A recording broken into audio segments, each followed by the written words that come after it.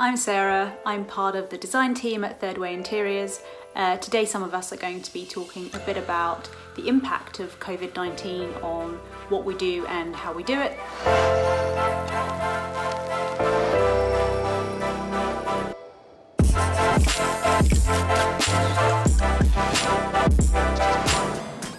Hi, I'm Emily. I'm a designer at ThirdWay Interiors and I'm just about to get on the train ready to go to site. Notepads check, brief check, site visit ready.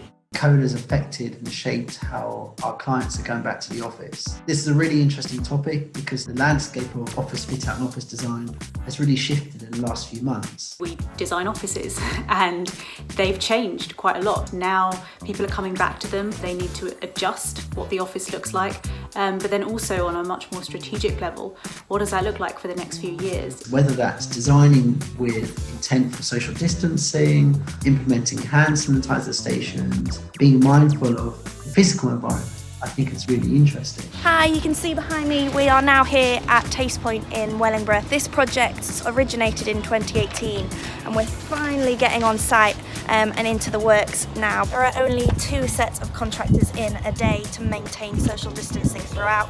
These usually come in pairs or on their own to make sure that there isn't too many people on site at one time. We designed this layout pre-pandemic back in 2019. However, we were still in the design development stage come March when the lockdown started. So that really changed our mindset to make sure that we were making a real safe environment for all employees, us as construction workers when we came to site, and ultimately the visitors that were going to come and visit Taste Point and make sure they felt safe and comfortable coming to this new environment that we were creating. We've been working really closely with clients to help them understand how to make their offices safe places for their employees to work. You know, signage around the office, social distancing around the office, what is the flow of the office, making sure that you don't have those areas where people congregate naturally. A few things we did on the layout to make sure it fit with new guidelines as much as possible was the circulation routes.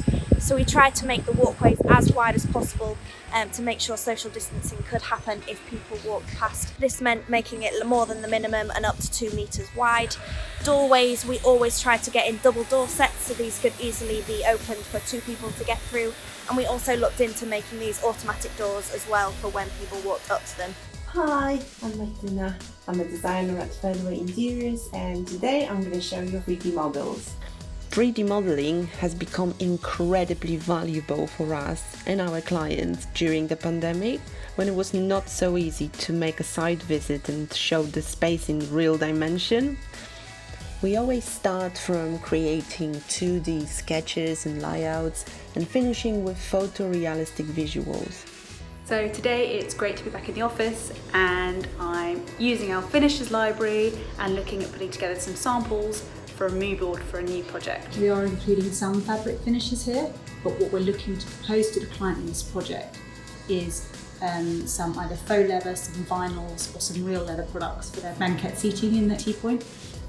Just these are much easier to clean and much easier to maintain. Something that we've spoken to clients quite a bit about initially is keeping offices clean up to the standards that everyone expects at the moment. But also, how do we keep that but keep the sustainability agenda alive? So there's a really sort of interesting dynamic there as we look to either strip things out and replace things and working closely with suppliers to understand the most sustainable things to offer our clients going forward.